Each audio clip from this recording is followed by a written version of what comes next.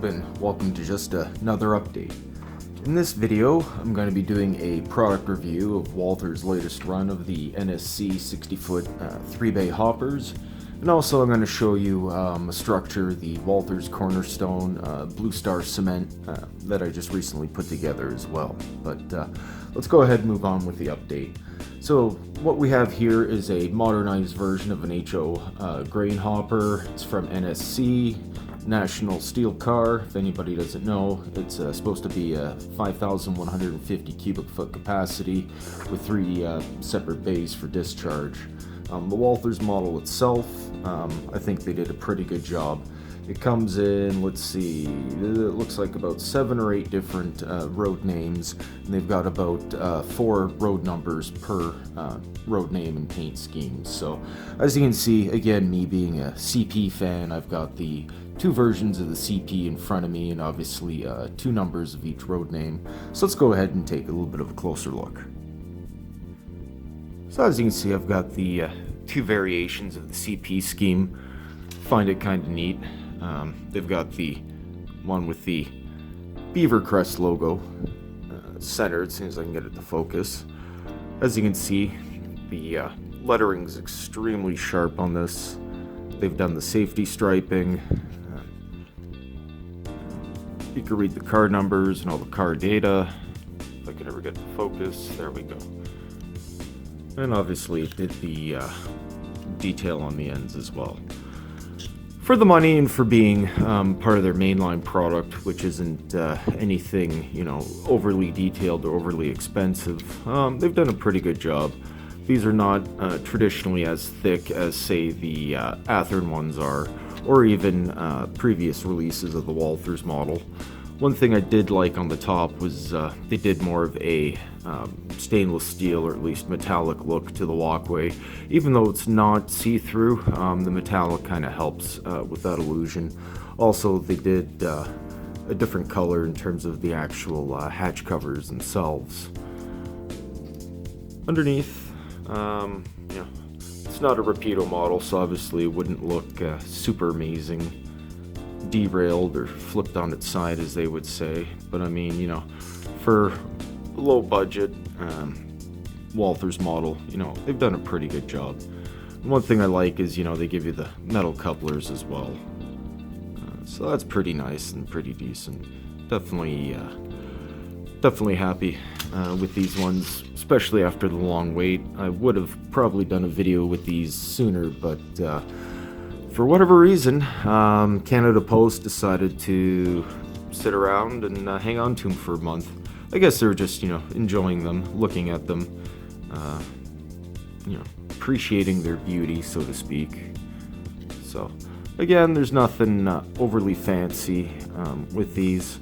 One comment I will make, the walkways are at least straight, unlike what I've seen even with some other manufacturers' models with the plastic walkways as well. We won't even talk about some of the manufacturers that did a faux pas with the metal walkways.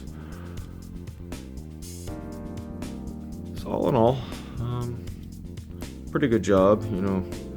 I wouldn't waste my time doing the magnet test, because obviously we could tell all the stuff's sort of plastic. But I mean, for a modernized addition to the layout, I definitely think they're kind of nice. So what I'm going to do is I'm going to go ahead and weigh them up, and then we can compare them with, I guess, the latest release from, Athearn Ready to Roll, just in terms of a comparison for, category, car type, and, price range.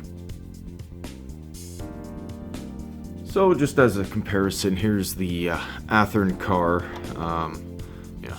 Quick look at the detail. They did the separate hatch covers, but they didn't do the metallic walkways, and the walkways definitely look a little bit more thicker, and even the grab irons and the ladders on the ends look a little bit thicker. But just give it a weight comparison. It's coming in about 109.2 grams. And it does feel a little light. If we throw the Walthers one on there, So it's coming in at 159.3 or almost 160 grams. So I mean, these ones are definitely weighted a lot better, and they feel a little bit more solid than these ones. These ones sort of feel almost like the AccuRail. But so there you go. That's the latest release from Walthers. So they come in a bunch of different road names. So again, as I mentioned, 7 different road names. So it comes in CN, CP. Obviously, there's 2 different renditions of the CP. Comes in Union Pacific, Illinois Central, Grain Connect Canada, FURX, and ADMX. There may be another one, I missed it. Walthers just lists so many of these on their site, but for about roughly a $40 Canadian hopper car, it's definitely well worth the money. I'll probably end up picking up a couple CN ones as well, just because they look so nice. But let's go ahead and continue on with the second half of the update. So on with the second half of the update.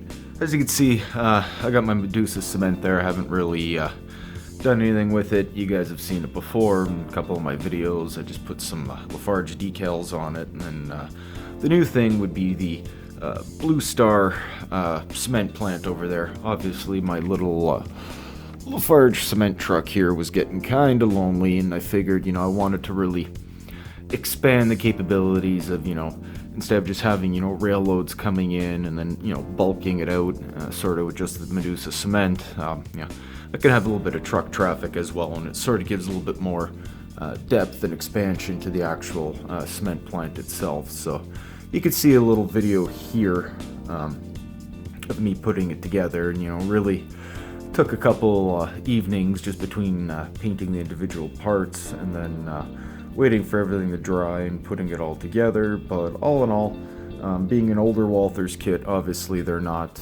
perfect, but it went together a lot better than some of the older Walthers kits that I've done, such as the Medusa cement over there.